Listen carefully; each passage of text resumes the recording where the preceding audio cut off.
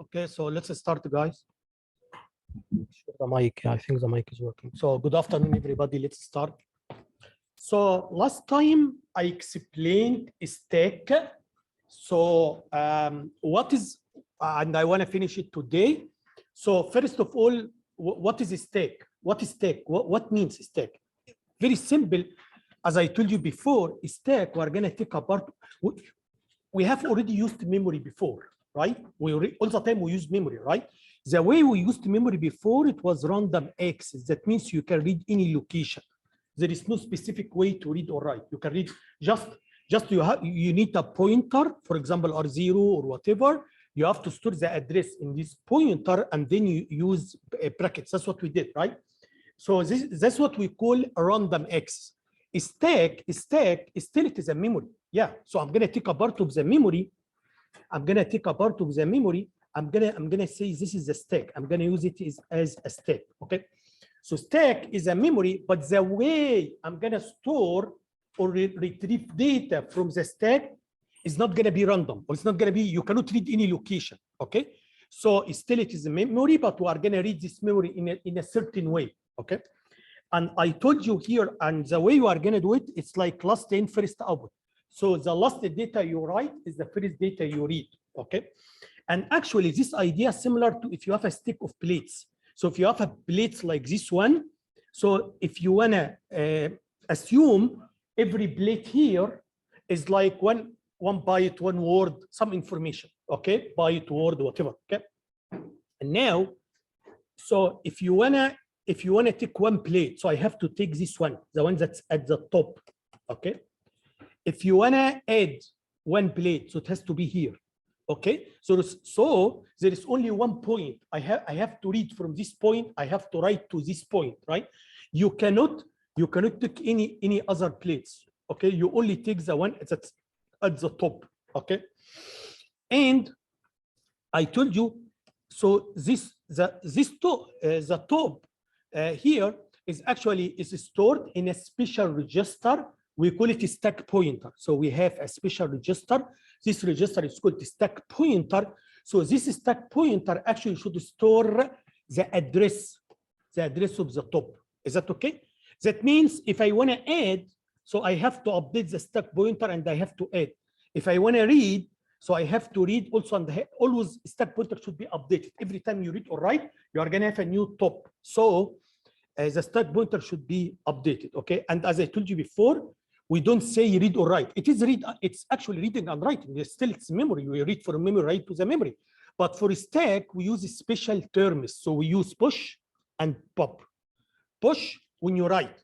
When you read, we call it pop. But it's still push and pop, actually reading and writing. Is that okay?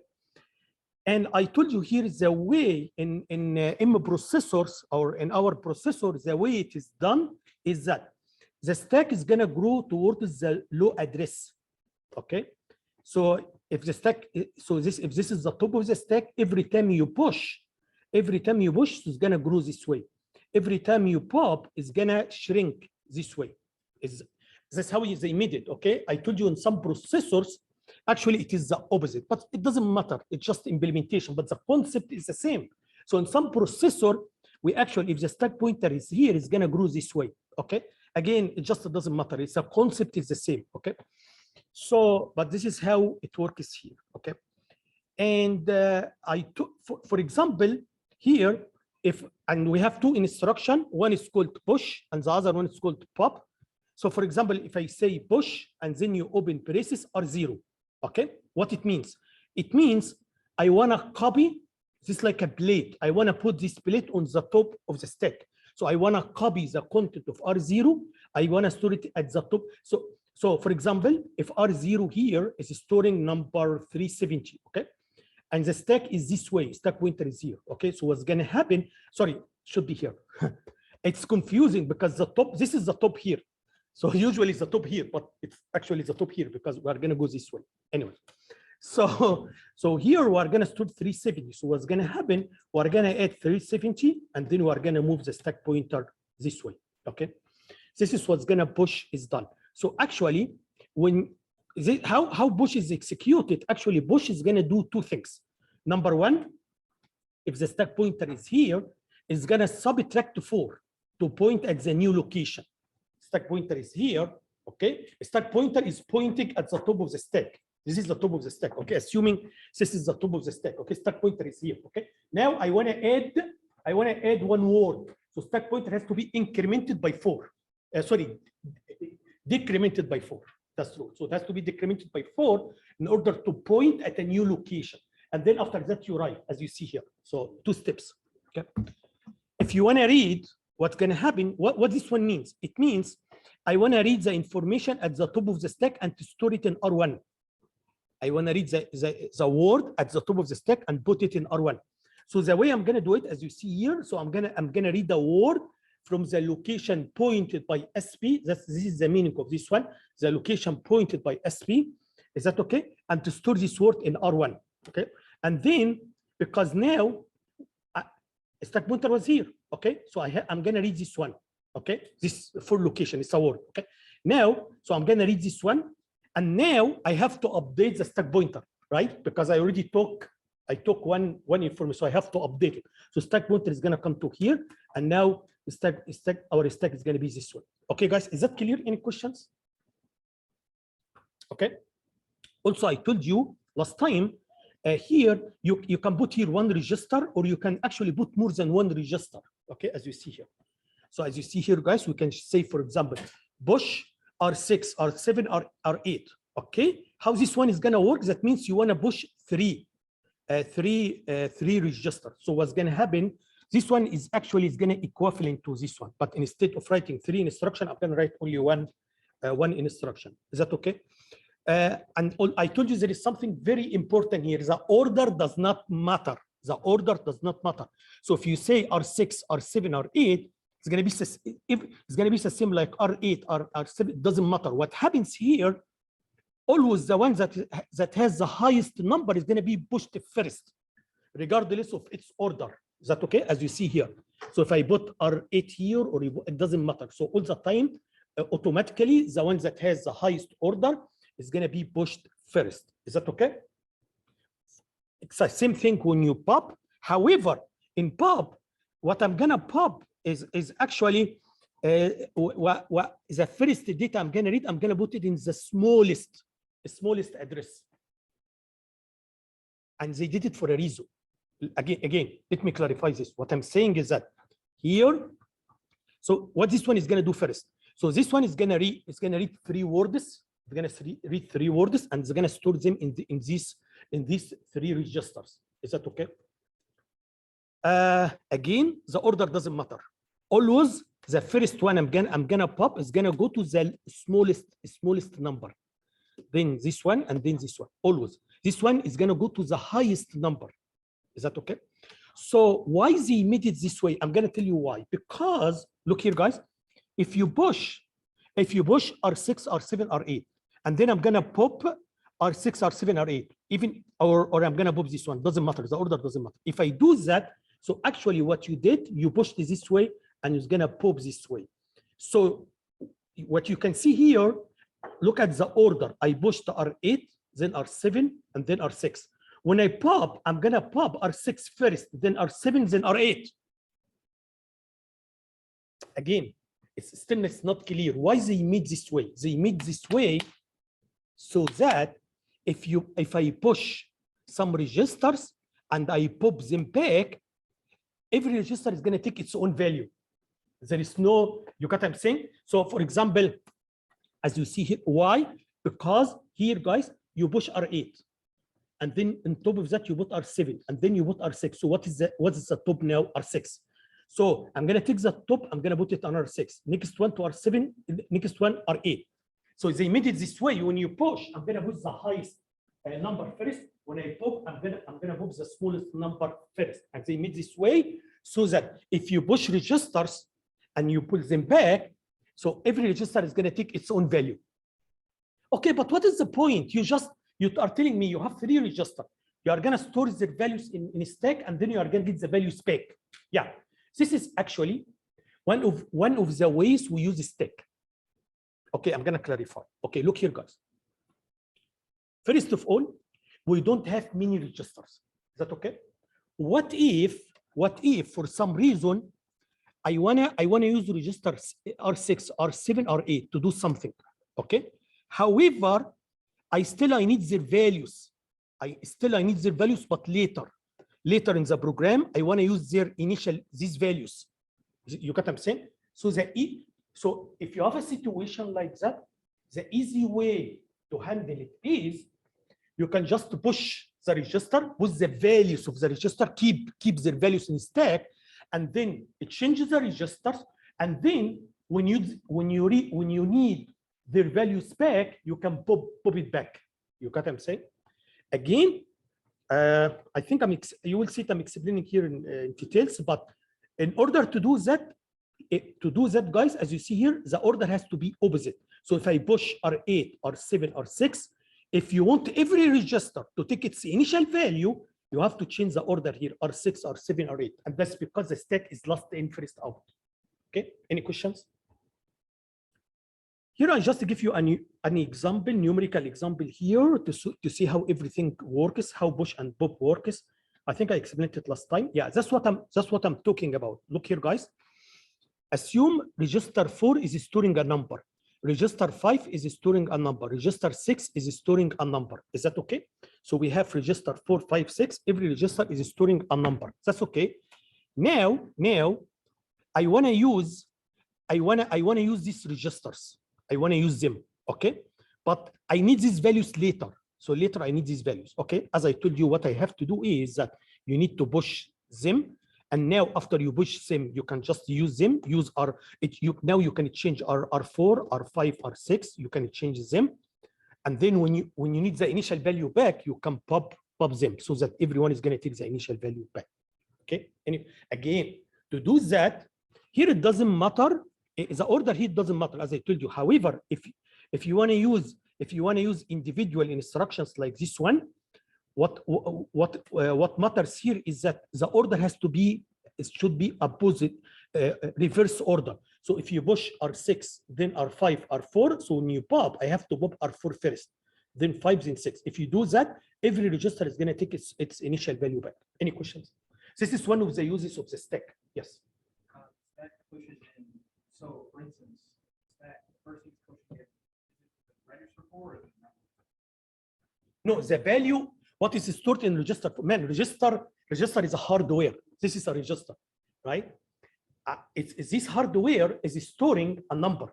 So when I say I push a register, that means I'm not going to take the hardware, put it in the fridge. I'm not going to put it in the stack. You got what I'm saying? When I say this, I mean is the value, the number in this register is going to store in the stack. The number. You got what I'm saying? Is that okay?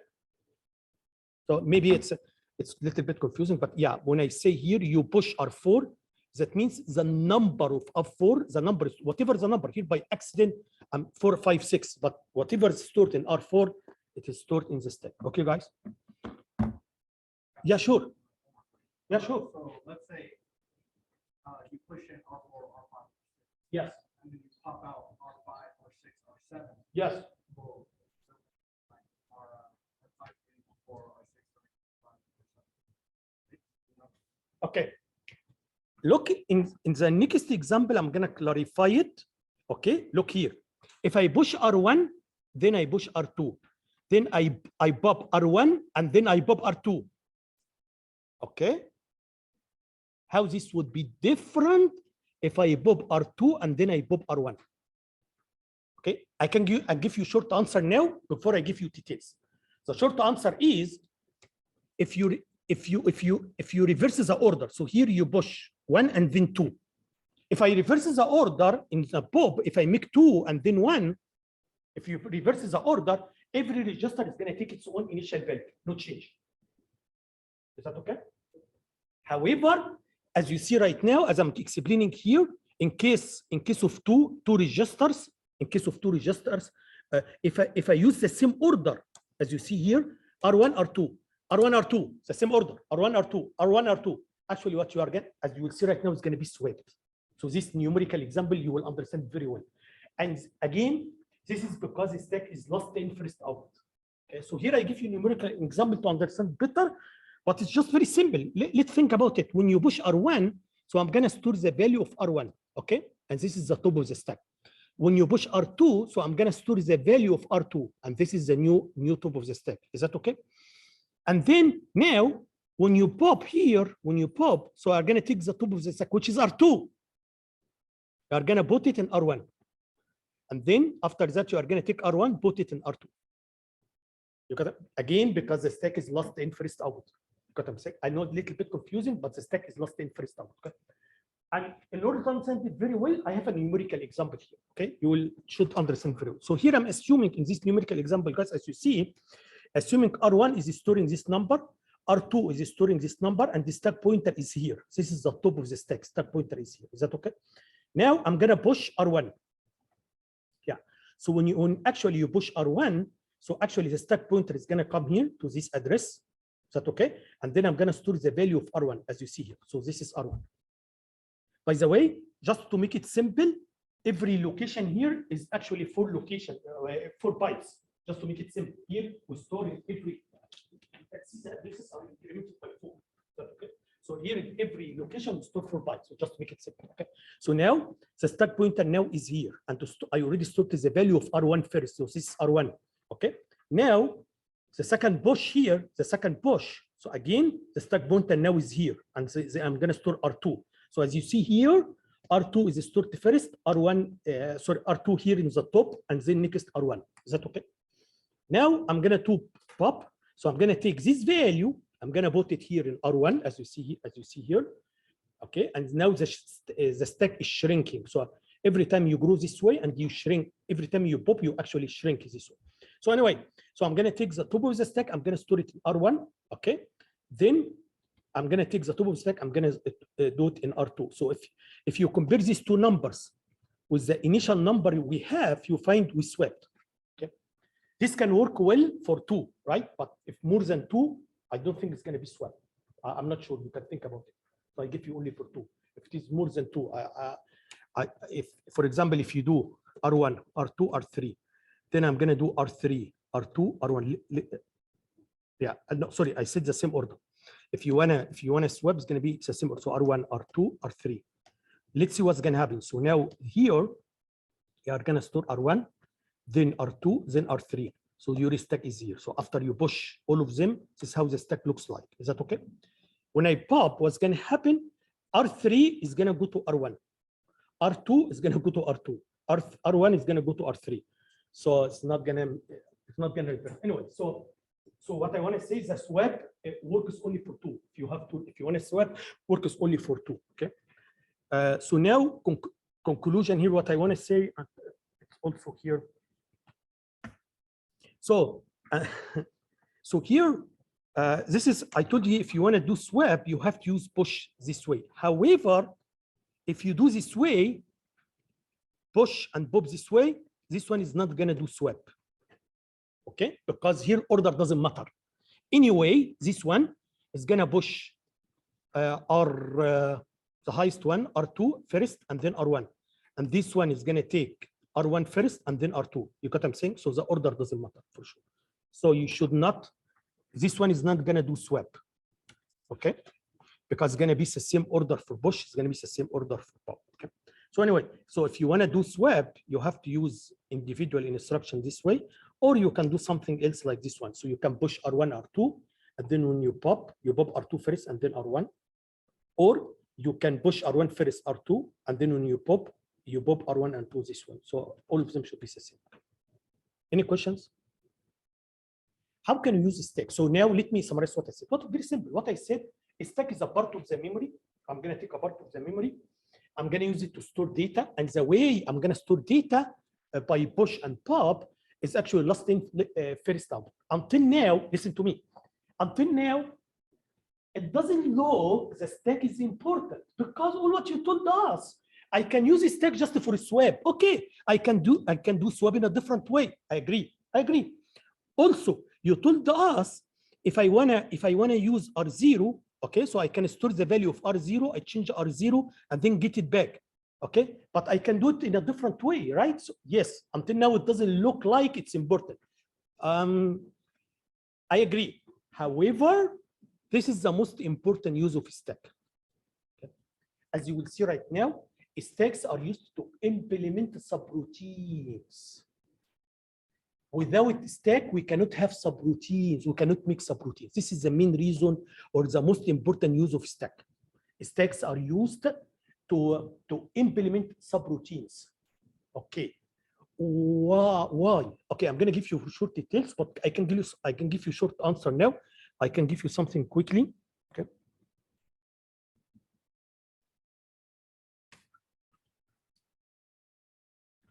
Look here, guys. You know, as I'm going to, so it's actually, as you know, in any subroutine, if this is the main is going to call a function. It's called fun. For example, if you call a function called fun. So as you know, from any subroutine, you have to go and then you have to return back to here. Is that okay? And this one, I'm going to say here fun one. This one may call fun two. So it's going to go somewhere and then you have to come back to here. Is that right? So you have, after you call, you have to come back to next instruction after you call the function. Okay.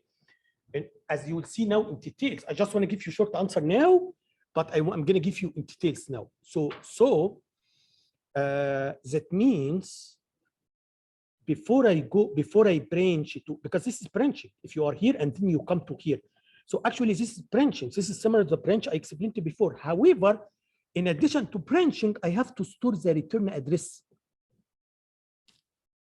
I have to, before I branch, I have to store this address. The address of the next instruction. Why? Because as I will explain this, because this is my return. When I return, I have to come to here. I already explained the branch before. And I told you how branch work. If you say, for example, branch next, and next is here. Next, for example, at the memory location of 400000, for example, okay? So what this instruction is gonna do, this instruction is gonna put in PC this address, 4000. So this one is gonna come to here. Is that okay? However, that's it. So this is how can you branch. However, I don't care about the next address. I don't care about it. Why? Because I'm not gonna return it back. This is not a calling a function. It's just a branch. I just want to go, right? I'm not gonna come back. However, when you call a function, you have to do two things. Number one, you have to go to the function. Where is the function in memory? So this is, again, you know from this course, your program just a bunch of ones and zeros in the memory, right?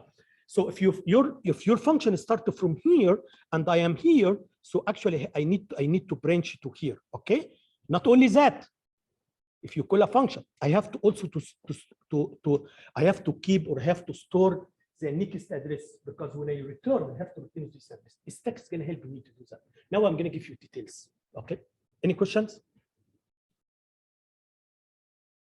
So for any programming language, for any computer system, stacks are important. Without stacks, we cannot make subroutines. Okay.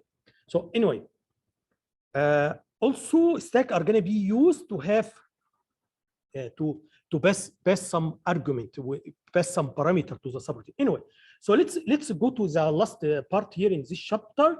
Is about subroutine. Subroutine, we use different names for the same thing. So subroutine, routine, function, procedure, all of them are the same. Function, and some programming languages they call it method. Okay, so you already from any programming language you know what function is, what subroutine is. Okay, anyway, so actually here I just make a very quick justification, or I don't need to do it. You should have some experience in any programming language. So in any programming language, the idea is that if you have a code, if I have some instructions, I'm going to use this instruction multiple times in my program. Okay, without subroutines, which is a bad idea, you can keep writing the instructions this way. This is a bad idea, right? The other idea is by using subroutine. So in case of a subroutine, you can just write it once, and then every time you want to execute this code, you just call and come back. You need it, call and come back, go and come back. You answer, okay, guys? So without a subroutine, just every time I need to use this code, so I have to keep writing. For sure, that's not a good idea. Why? It's not a good idea because number one, this program, your program is going to be long, huge, very big program. Okay, that means it's going to take a big space in memory because you know every instruction you write here is going to be stored in memory. So number one is going to take a big space in the memory. Okay. Number two, the readability of your program is going to be difficult. It's difficult to read the program. You get what I'm saying? Also, you know, there is something, if you have a subroutine, the reuse of the code. This was another important thing. So if you have a subroutine, you can reuse this subroutine in a different program. You get what I'm saying? So that's why subroutines are important. So subroutines are important to save memory, improve reusability of code, and also for better readability of the program. Okay, guys, any questions? Okay. Now, what I'm going to explain right now is how can we do subroutines? How can we do it in assembly? And as you know from this course, as long as I'm explaining assembly, I have to tell you how the hardware will handle it. Okay, because everything here linked to the hardware, right?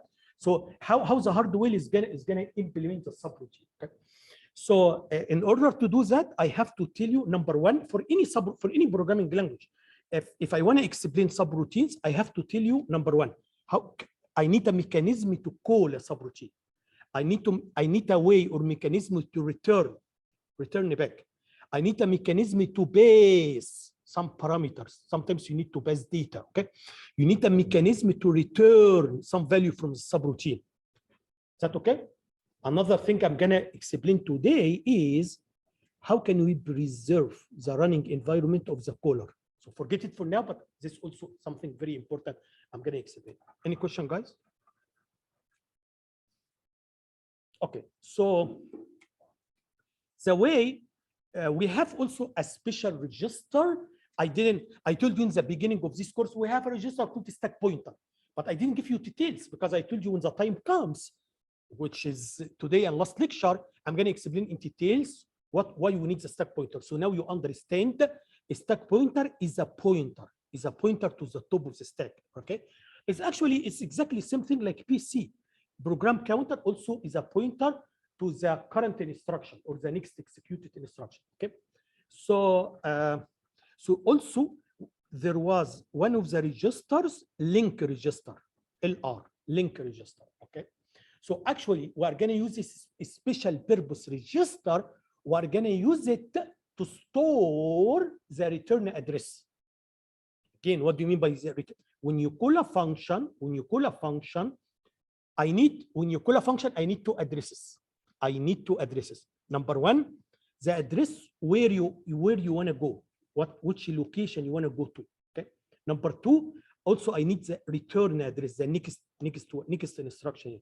This is where you have to return. So as you see right now, when we implement subroutines, so actually the return address is going to be stored in LR. Okay, guys, any questions? So as you will see right now. So let's see how it works. I told you before, if I want to explain subroutines, I have to tell you, number one, how can you call? How can you return? Okay, how can you base? How can you return? And so on.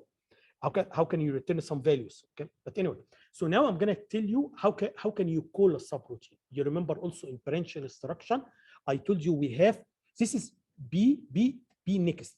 So this is normal, this is just branch. Okay, however, if you add letter L, BL, if you say BL function or fun or whatever, so this one is going to be used to call a function. BL is used to call a function.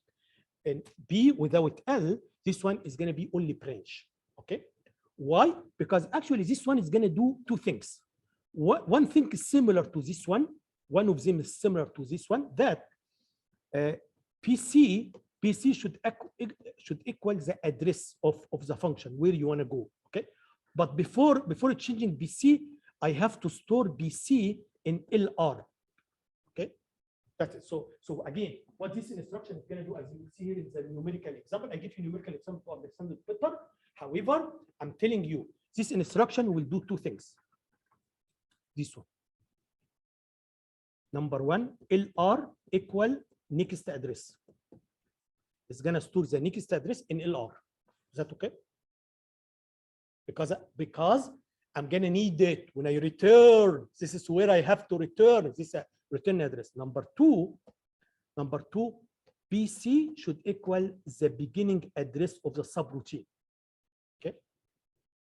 And this is not difficult. Why? Because I told you before, every time you use a label, in your program, this label is going to be replaced by address. Is that okay? So actually, PCs should equal the beginning address. So let me now give you a numerical example here. Okay. So if you have something like that in C language, in assembly, it's gonna it's gonna be something like that. If you want to call a function this way in C language, in assembly you will do it this way. BL foo, for example. Foo is a label, as I told you before. It's just a name. Okay, just a label. Okay, and we assume that foo, this one is at this location. So as I told you before, it's very simple. What's going to happen? The compiler is going to replace any name with the corresponding address anyway. So actually, so what this function is going to do, and the next address is here. So this is the address. This is the location of this instruction, and next instruction should be here. Okay. So here I'm going to tell you what this instruction is going to do. Okay. So again, if you want to call a function, you have to. This is the name of the function. You have to put here a procedure similar to what we did with the main. So similar to the C language, actually, we have a main function and then we have other functions. Okay. So here and then here we have end procedure this way. This is the end of the function, and now we are going to use this instruction to call the function. If you want to return it back, so we are going to use this one, bxlr. Remember also what this one is going to do. Actually, what this one is going to do, PC equal LR. The return address, which is stored in LR, is going to go to PC, so that I come back to here. Okay. Again, let me go to step by step and see how it works. Okay. In this numerical example. So let's. So here again, as you see here, guys, this is the beginning address of the subroutine. This one, I need it for sure in order to jump to here. And this is actually the address of this instruction. Also, I need the address of the next one. I need this one, okay? Because this is the one I'm going to return it to, so to this location. So I need it. So let's see how it works. So number one, the current address is here, okay?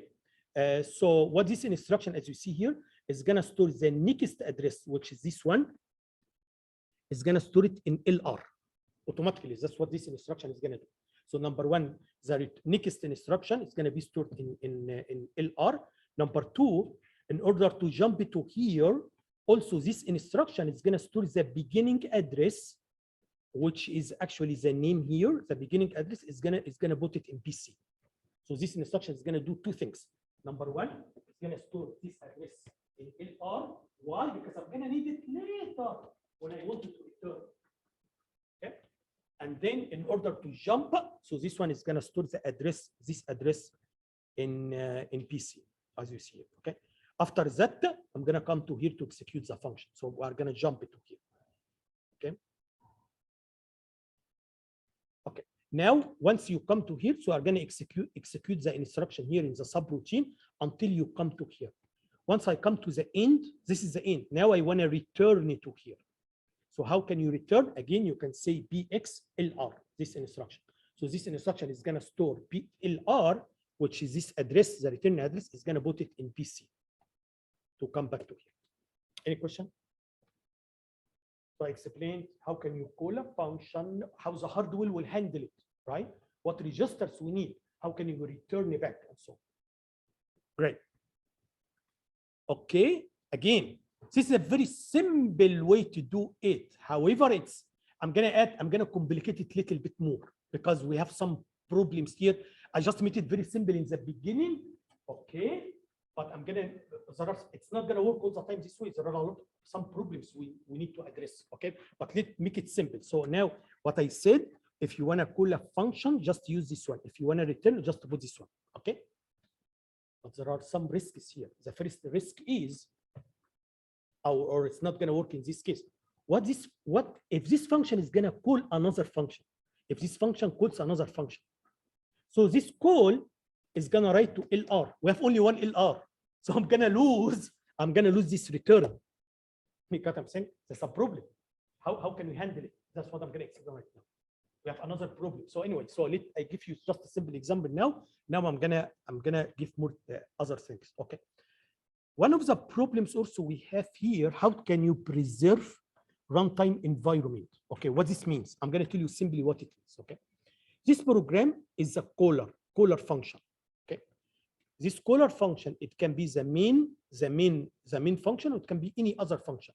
Okay, and this caller is gonna call this function. So this one is called callee, but this is the caller. Okay, so this function is gonna call this one. There may be an issue here. Look at what issue do you mean? I'm gonna say, look here, guys. So in this function, I store something in R4. Let me explain the problem, and then I'm gonna explain how can we solve it. Right? So number one, here in this function, I'm storing something in R4. That's okay. And then I'm calling the subroutine. Okay. And then I want to use this R4 later. So the same value here, I want to use it later. Is that okay? However, if this subroutine, it changes R4, so actually R4 is going to have 10. So I'm going to lose this value. Why? Because we have only one register, hardware. That's hardware register. It's a common. Got what I'm saying? So again, the problem here, guys, that's what we call you need to preserve the runtime environment. Okay, so what this means, again, here, this function is storing some value in R4, and this function is going to use this value later. So when you call a function and this function it changes its value, there will be a conflict now. Conflict. You are going to destroy. I'm going to destroy my environment here. You got what I'm saying? So that's a problem. So what can we do? I'm going to tell you what. Stack also is going to help us here.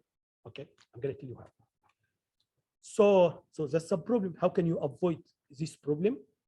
Okay, it's very simple way. All what you have to do, you have to push this value to stack and get it back. Okay. For example, here I want to use R4. Okay, so very simple. I can push this value, which is 100, to the stack, and then I can use R4, and then I'm going to get it back. Okay, and here we're going to come to what I'm saying. There is some kind of convention. There is some kind of convention to avoid any misunderstanding or any conflict, because your program may be too long, big program, and you may have many functions. Function calling a function, function calling a function. So we need some kind of agreement. Otherwise, there may be a conflict, or there may be a miss, right? So I store some value in a register, and then function call a function, and then I'm gonna lose this value. So we need to have some kind of a way to coordinate this, and that's what we say here. This is a convention. It's not something you must do, but this is usually what we do, like a convention. So what we do, as you see here, guys, is the caller, okay, or the callee is the callee. Here you have function is gonna call another function. Is that okay? So actually, this function does not need to reserve the values of R0, R1, R2, and R3. Is that okay? So the caller should expect that these values may change. So it is the responsibility of the caller to save these values if you want to call a subroutine. So for R0, R1, R2, and R4, if the caller, the calling function, if the calling function needs these values, it's the responsibility to store them in a stack, call, get them back from the stack, because it's not the callee function is not going to store it for you, right? However, for registers R4 until R11 and also LR, okay, so this is the responsibility of the callee to save them in the stack if it uses them. So okay, so again, what I'm saying here, guys, R0 to R3, the callee can use this register. Okay, it's okay for it to change them. Okay, and if the caller want these values, so the caller has to store them in a stack, call the function, get them back. Is that okay? However, for this one, so here that means if I have some value in R7, okay, I'm the caller. I have some value in R7. I don't need to save it. I'm expecting if I call a function, the function is not going to change it. Is that okay? Because for this one, this is the responsibility of the callee function to save them if it needs to change them. Any question? I'm going to give you to understand. So let's now come to our problem back. So our problem here is here R4 here in the calling function, R4 is storing a value. Is that okay? And then you call a function. The function is going to change this value as you see here. And then I want to use this value here, but actually you already changed this value. Okay, so the value already you corrupted the numbers I have. Okay, so how can we handle this situation? As I told you guys, R0 to R3. Okay, it's a responsibility of the caller to store, right?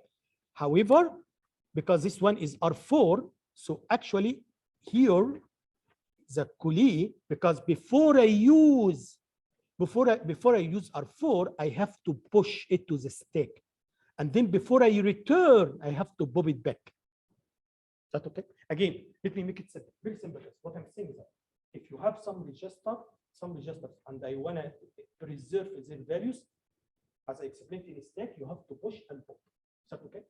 And now I put some kind of conventions, some kind of rules or coordination. Okay, if the callee, if the caller need any one of these register, it's the responsibility of the calling function to preserve them in stack and return them back. Okay, and for these ones, it's a responsibility of the callee function. Okay, so this is how we solve the problem. Look how we solve the problem here, guys. So here, the calling function doesn't need to do anything because it doesn't matter for me if you change R0 to R3. It doesn't matter for me. Is that okay?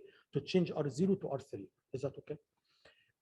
However, because that's why I didn't save them here. For R4, if I need to use R4 later, I don't need to do anything because this function, if it uses it, is going to preserve it for me. And that's exactly what happened. Look what happened here.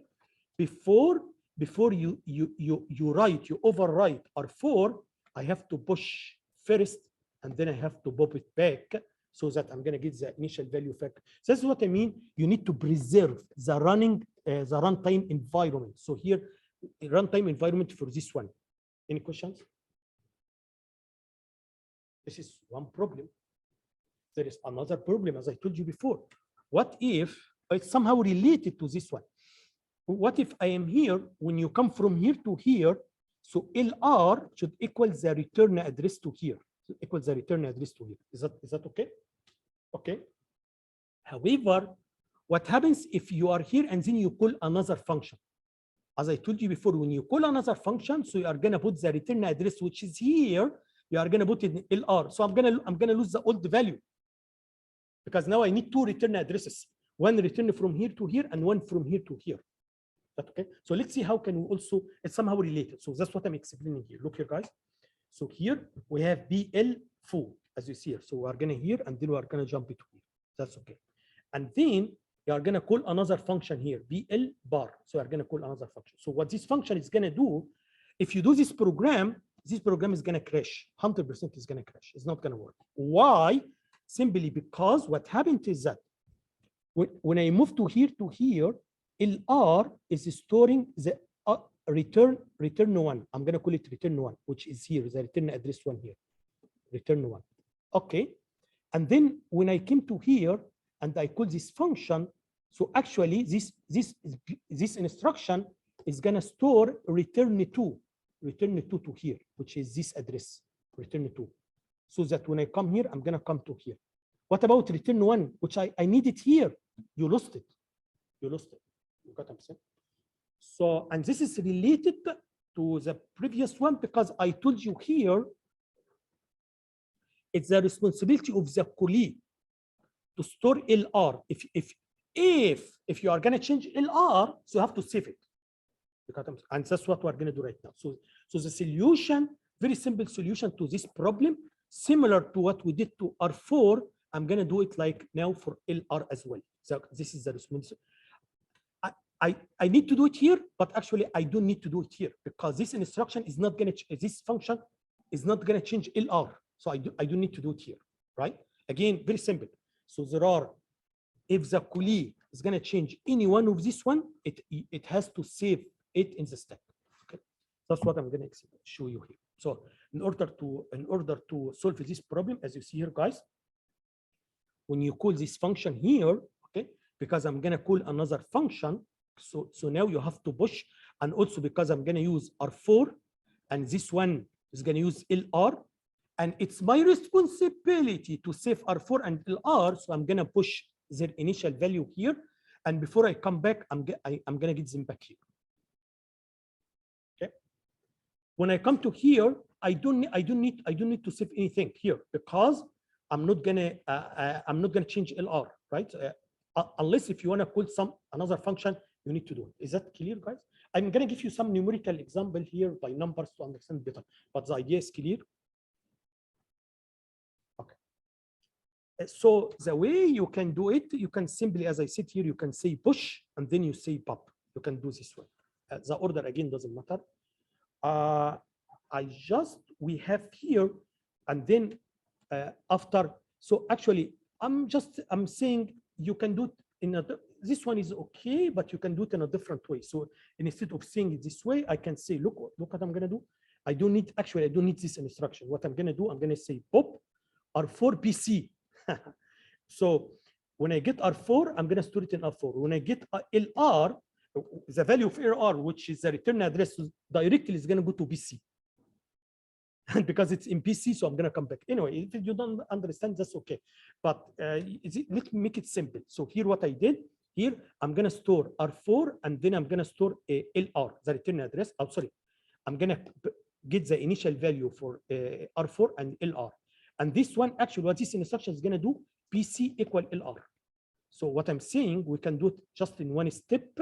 Instead of getting value in LR and then put this value in BC, I can just do it like here. I can put here just BC. Any questions? So that the value of LR is going to go directly. Anyway, just you can make it simple this way. It's not a big deal. Any question, guys? Okay. So I'm going to give you example. After that, I'm going to give you some. It's some kind of animation or some kind of numerical example you to understand better, because now. There are several things are connected together, or they have to interact with each other together. You are talking about PC, one of the players, PC, LR is one of the player, stack is one of the player.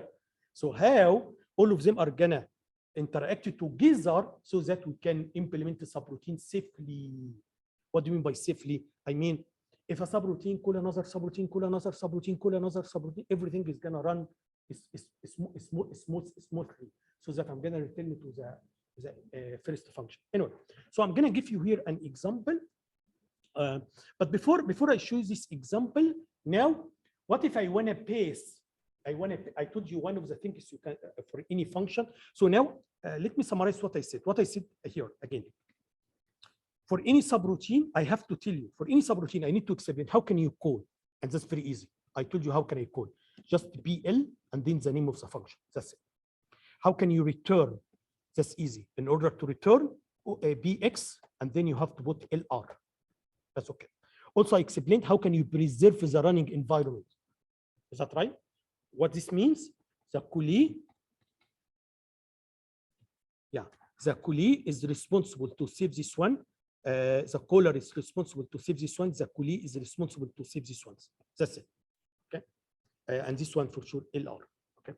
So what is left here is how can you pass some argument and how can you return some argument? Okay. You know, in some subroutines, I need to pass some data, I need to return some data. Okay. So the very easy way to pass some data is, or the way we are going to do it here, guys. I told you the coolie can use these registers. Is that okay? So these registers are for the coolie. The coolie can use them and you don't need to preserve the values. The caller is responsible. So the way you, as I'm going to explain right now, we can pass parameters is the first 4 parameter you want to pass, you can just use these registers. That's it. So if I want to pass some numbers to the subroutine, for example, I can put number here, number 7, number 20, 21, 75.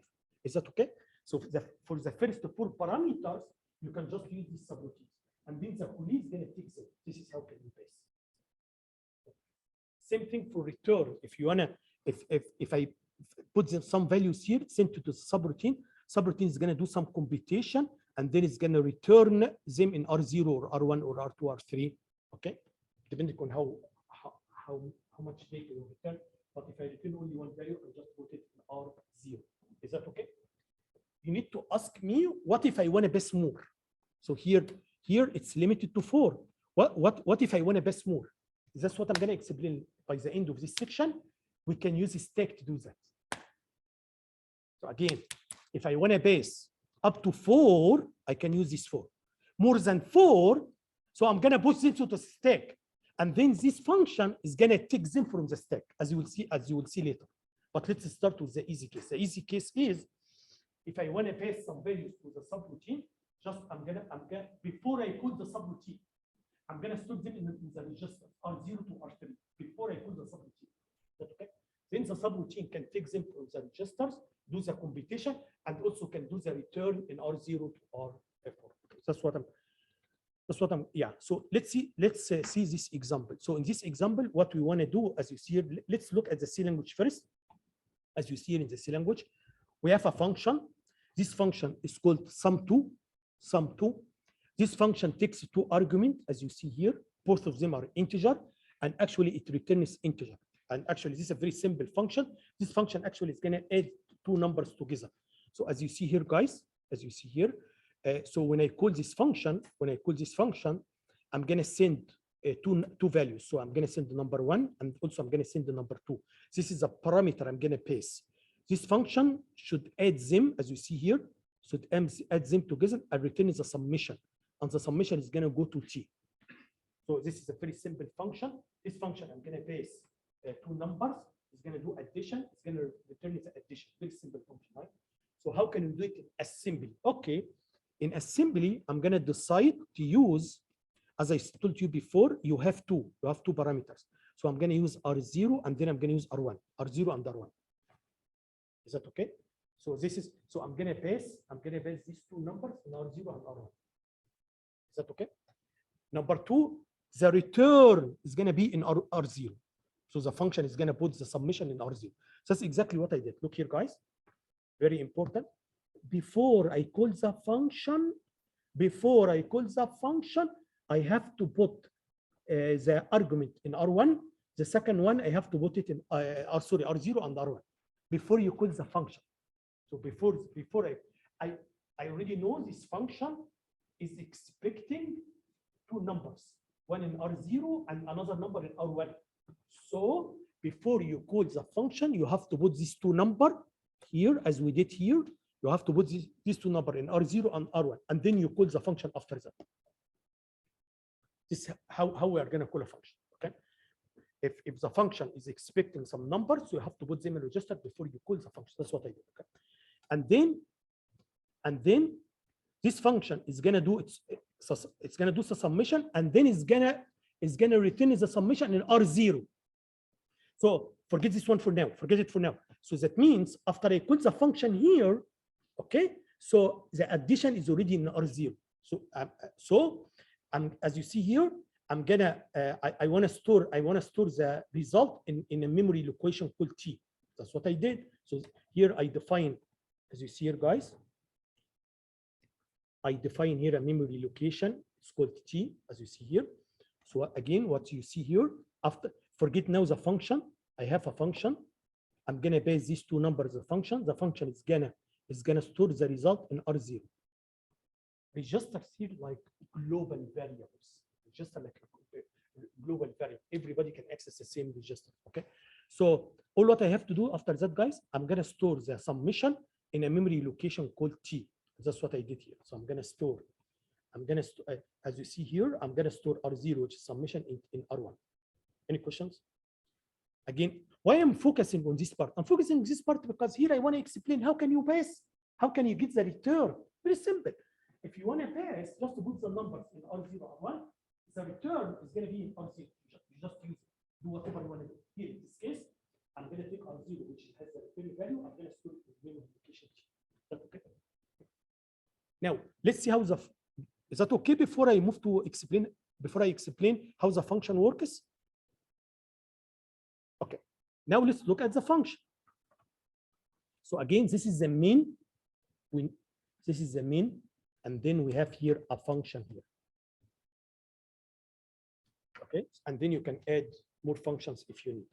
Okay, so what I did here, guys, once I come to the function here, okay, I'm expecting two numbers, one in R0 and R1. So simply, I'm going to do addition here. I'm going to add R0 to R1. Then I'm going to store the result in R0.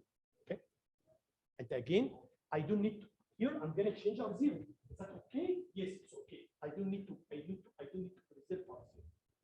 Okay, because if the caller needs it, the caller will take care of.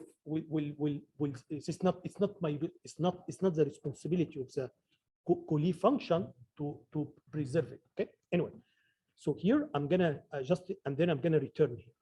Okay. That's it. Any questions? Okay. Now I have to more understand the story, how everything works together. So I give you some numerical example here with numbers. So for example, if you want to do, let's look at this one first. If I want to do something like that, I need a function.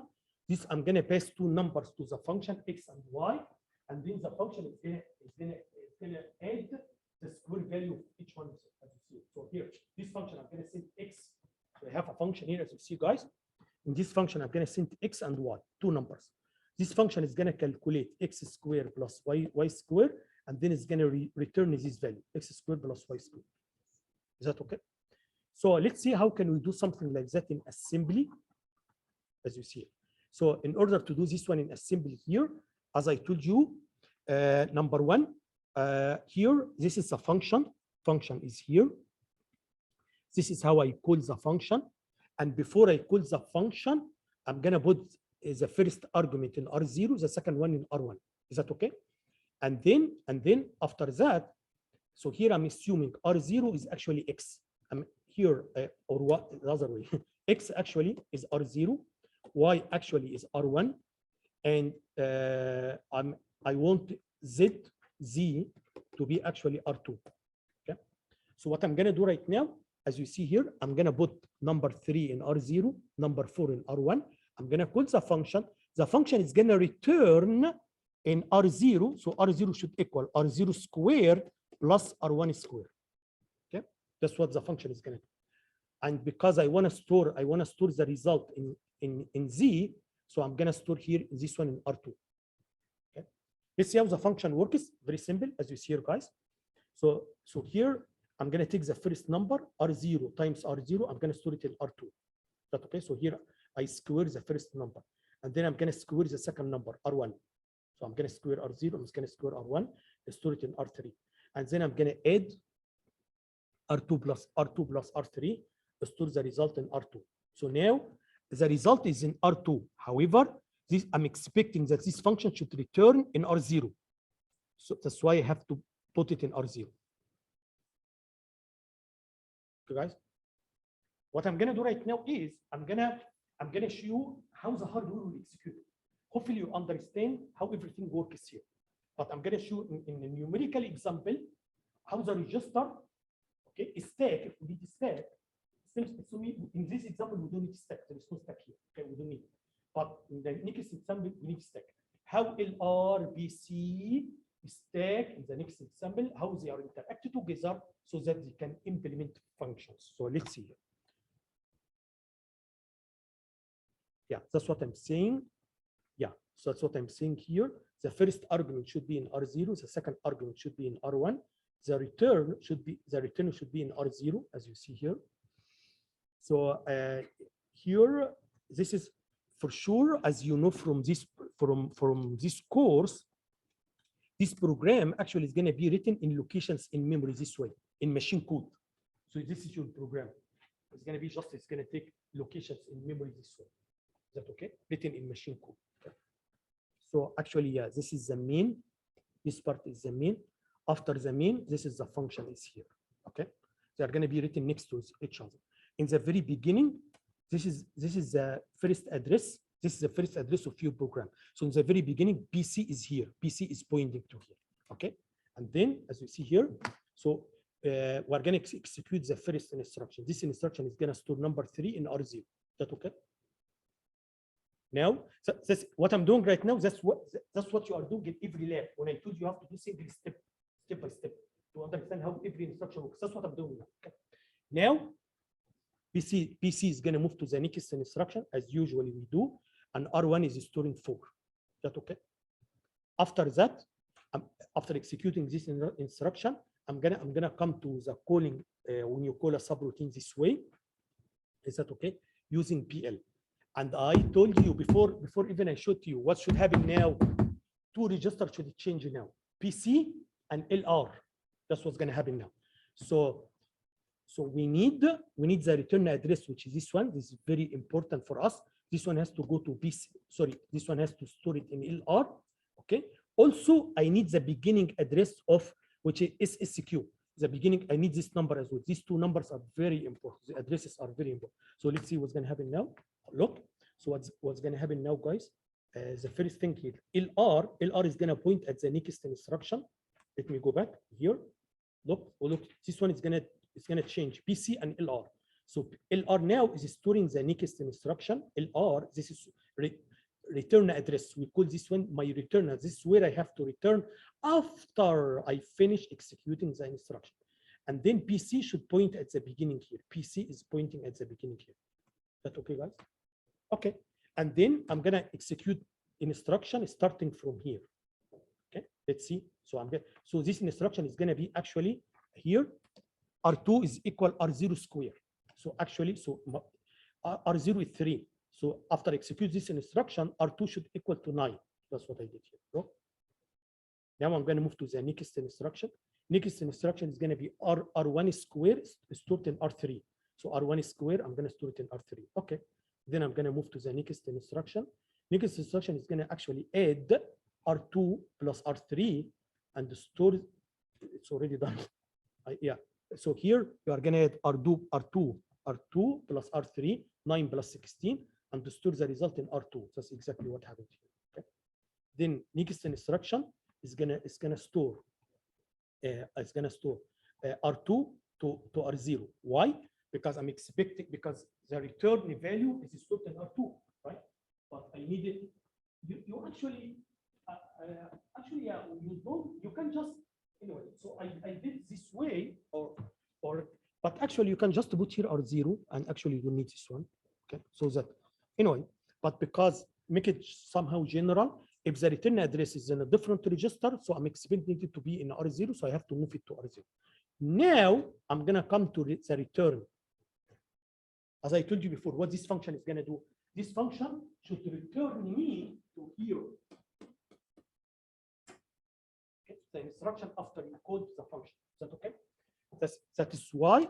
So how this function is gonna return me to here? Actually, it's easy how to return it to me here. Easy, because this address is stored in LR. This address is stored in LR. Okay, that's exactly what I did here. So this one is gonna copy LR to PC. Okay, so that I can return it to here. Once I return it to here, okay. So now PC, let me go back. So look here. PC was here. Okay. So once you return, PC is gonna point at this one, so that you start executing or you executing the program from here. And that's exactly what happened. When I came to here, so I'm gonna execute this one, then I'm gonna execute next one, then I'm done. Any questions? Very easy, right? Yes. LR is called link register. Is a special purpose register. LR is used to store the return address. Okay, so when I call a function here, look here. When I call a function, I need to store this address somewhere. It's gonna go to LR. Okay, as you see here. So LR is gonna store the return address so that when I want to return, I'm gonna use this one, put it in PC. Okay. Now I wanna give you. I started with a very simple example. I'm gonna give you now. In the previous example, I didn't need a stack. I did not need a stack. Why you didn't need a stack? For two reasons. Number one, I didn't change RLR. That's why I didn't need to save it, right? Also, the function I have, I didn't need to change any of the registers that I should preserve. Okay, I didn't use them. So now I'm going to give you another example. So here I want to show another example. As you see here, we have a function called quad. As you see here, quad. So this function actually is going to come to here, and this function is going to call square, this one, and return it to here, and then call square again. Okay. So so actually, I think what you are going to calculate now, what you are going to calculate, for example, R0 to the power 4. So in order to calculate, so what's going to happen here? That's what I want to do. I want to calculate R0 to the power 4. Okay. So what's going to happen? Before I call the function, I have to put the number, this number in R0. And then when I call the function, I'm going to call this function is going to call another function. This function is going to take R0, then it's going to return R0 square. And then I'm going to send R0 square is going to return R0 to the power 4. Okay. So now I have a function that's square. Now I want to calculate power of 4. So I have to send the number square, and then I send the number again to square it again. Okay. Anyway, so again, I'm going to show you how everything will work together to do it. As you see here, guys, this is actually, this part is the stack, and this is R0, and these are special register. I'm going to show you how everything will work together. Okay, here. So again, before you call the function, you are going to store number 2. You are going to store number 2 in R0. Okay, as you see here. So here, this is, I want to calculate 2 to the power 4. Okay, so I'm going to put this one in R0, and then you call the function. In the very beginning, PC is here. This is your program. This part is the stack. This is my program here. Yeah, again, and that's what you should have learned in this course. You can see here, guys. This is the main. Next to it, you can see SQ. Next to it, you can see quite. Okay, so you can just bunch of instruction next to each other in the memory. This one. Okay. So anyway, so in the beginning here, I'm doing this instruction. So after you execute this instruction, actually R0 is equal to 2. Okay. Now I'm gonna call this function PL quite. So when you call this function here, as I told you, again, a stack pointer is here. So we didn't use the stack so far. We did not use the stack. As I told you, this function, number one, we need to store this number in LR. That's what you're going to see right now. Also, PC, this one has to go to PC. This is the beginning of the function. Just exactly look here. So number one, the return address here has to go to LR. This address is going to store LR because this is where I have to return. And then I'm going to go to the function. Okay, guys. And now, because this function is going to call another function, and it's my responsibility to store LR. If you want to change LR, so that's what I did. So now I'm going to push LR, and before I come back, I have to get LR. By this way, I'm not going to lose this number. So this number is going to be here, okay? And then I'm going to get it here before you come back here, okay? And that's exactly what happened. So what's going to happen here, guys, as you see here. So I'm going to push LR. So this value, the value of LR is storing this value, right? This is the return address. It's going to go to stack, as you see here. Yeah. So look at the stack now. The stack now has the return address here. Okay. Then I move to the next instruction. Next instruction here is going to call SQ. right?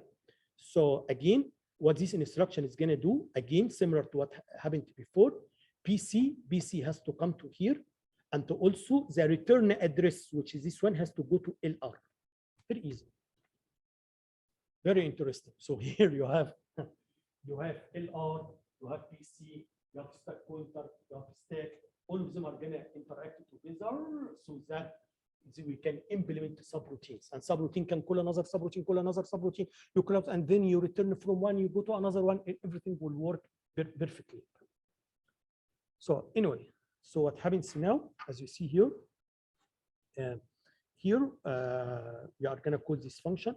When I call this function, as you see here, PC is going to come to here, the beginning of this function. LR is going to be here. Where is the old value of LR? You lost it. So here LR was storing my return to here. Okay. But after I called this function, this I lost this value. That's why I saved it before I use it, right? Because I'm going to need it later. Okay. So now, so now LR, my first return address is going to be here. Okay. Also PC is here. So now I'm going to do squaring, store it in R0 squaring. So now R0 is 2. When you do squaring, it's going to become 4, right? Now I have to return it to here using this instruction. That's exactly what happened. So this one is going to return me to here. Again, this one is going to call the function again. So again, to call the function, I need to store this one in LR because this is my return. Also, PC has to be here. Okay, that's exactly what can happen. Look, PC is going to come to here, and the return address is going to go to LR. It's going to go to LR. Is that okay? And then now, again, we're going to multiply, we're going to square R0 again. So R0 was 4. After you square it, it's going to be 10. The square is 4 is 10. Is that true? The square of 4 is 10. Is that true? It is true. Why? Because the square is 4 is actually 16, and actually 16 is 10 in hexadecimal. You get what I'm saying? So I know it's a little bit confusing, but this is hexadecimal. So this actually in decimal it is 16. Okay. Anyway, and then I'm gonna come here to return. So here I'm gonna come to return here. Okay. Finally, I'm gonna now this is the turn to go back. This is a turn to go back to here because I already finished this one, right? So I need the return address this one. I didn't lose it because I already put in the stack. So I'm gonna get it from the stack. That's exactly what is gonna happen. I'm gonna get it from the stack.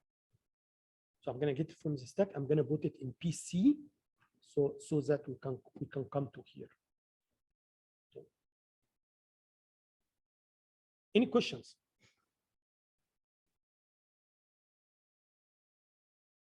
It's not difficult. It's just you need to look at this example. It's not difficult. Okay? That's how hardware is going to do subroutines, right? You didn't see all of that when you learn Java or C or whatever.